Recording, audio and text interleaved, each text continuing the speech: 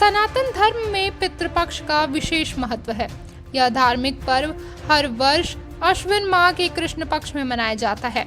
इस वर्ष पितृपक्ष की शुरुआत 29 सितंबर से हो रही है और इसका समापन 14 अक्टूबर को है। इस दिन अश्विन अमावस्या है, जिसे सर्वपितृ अमावस्या भी कहते हैं। पितृपक्ष के दौरान पितरों को मोक्ष दिलाने हेतु तर्पण किया जाता है। इस दौरान श्राद्ध कर्म और पिंडदान करने की भी विधान है।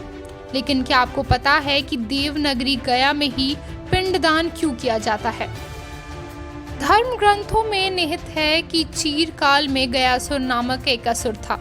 वह जगत के पालनहार भगवान विष्णु का परम भक्त था। गयासुर ने अपने तप से भगवान विष्णु को प्रसन्न कर देवताओं से भी अधिक पवित्र होने का वरदान पा लिया। ऐसा कहा जाता था कि गयासुर के दर्शन मात्र से व्यक्ति के सभी पाप मिट जाते थे, साथ ही मरने के बाद स्वर्ग की प्राप्ति हो जाती थी। इससे स्वर्ग में अव्यवस्था फैल गई। यह देख स्वर्ग के देवता चिंतित हो उठे। तब ब्रह्मा जी ने गयासुर से पवित्र स्थल पर यज्ञ करने की इच्छा जताई। यह सुन गयासुर स्वयं गया जी में भूमि पर लेट गया। इसी स्थान पर देवताओं ने गयासुर के शरीर पर यज्ञ किया। हालांकि गयासुर का शरीर स्थिर रहा।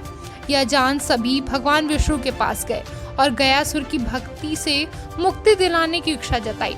तब भगवान विष्णु जी गयासुर के शरीर पर विराजमान हो गए। उससे भी गयासुर विचलित नहीं हुआ। उस समय भगवान विष्णु ने प्रसन्न होकर गयासुर से वर मांगने को कहा। यह सुन गयासुर बोला, आप अनंत काल तक इस स्थान पर विराजमान रहें। यह सुन भगवान विष्णु भाव विभोर हो गए। गयासुर का शरीर पत्थर में परिवर्तित हो गया। उस समय भगवान विष्णु ने कहा, जो व्यक्ति श्रद्धा भाव से गया में अपने पितरों का पिंडदान करेगा, उसके मृत पूर्वजों को मोक्ष की प्राप्ति होगी। त्रेता युग में भगवान श्री राम ने फल्गु नदी के तट पर अपने पिता दशरथ जी का पिंडदान किया था। इसलिए कालांतर से गया में पितरों का पिंडदान किया जाता है।